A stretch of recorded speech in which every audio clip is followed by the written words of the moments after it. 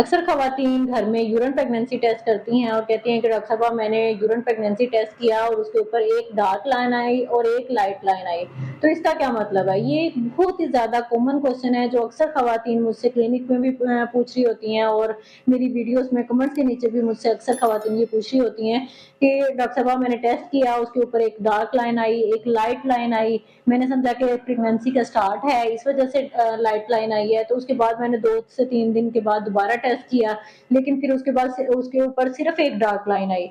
तो इसका क्या मतलब है? क्या मुझे प्रेगनेंसी हुई थी? तो आज की इस वीडियो में हम इसी बारे में डिटेल में बात करेंगे कि वेपरेशन लाइन क्या होती है, ये क्यों आती है, इसका प्रेगनेंसी लाइन से क्या डिफरेंस होता है और हम प्रेगनेंसी को कैसे कंफर्म कर सकते हैं। तो वीडियो को एंड तक लाजमी देखिएगा क्योंकि एक छोटी सी गलती आपको अननेसेसरी स्ट्रेस में मुब्तला कर सकती है और गलत उम्मीद दिला सकती है। मैं हूं डॉक्टर वजिया और आप देख रहे हैं गायनी गाइड। इस चैनल पर हम बात करते हैं खवातीन की हेल्थ के बारे में, उनकी प्रेगनेंसी के बारे में, उनके बेबीज की हेल्थ के बारे में।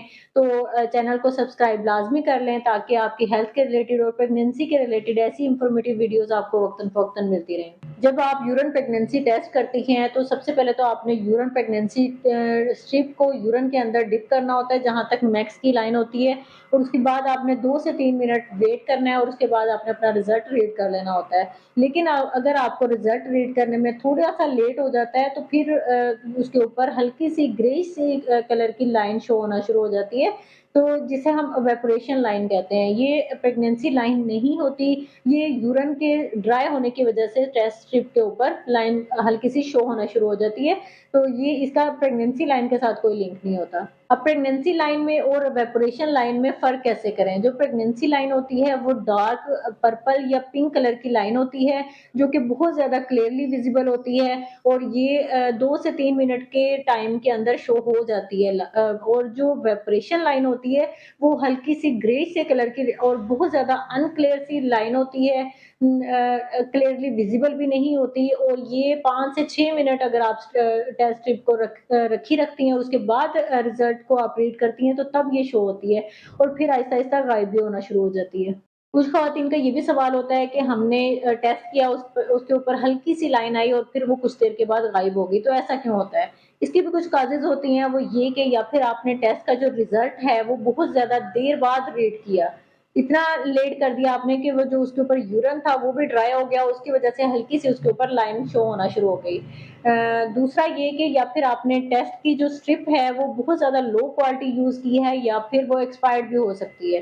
तीसरा ये कि आपने बहुत ज़्यादा अर्ली टेस्ट कर लिया, इतना अर्ली कर लिया कि अभी हार्मोन्स की जो क्वांटिटी है वो बहुत ज़्यादा कम थी, जिसकी वजह से टेस्ट बहुत ज़्यादा क्लियर शो नहीं हुआ।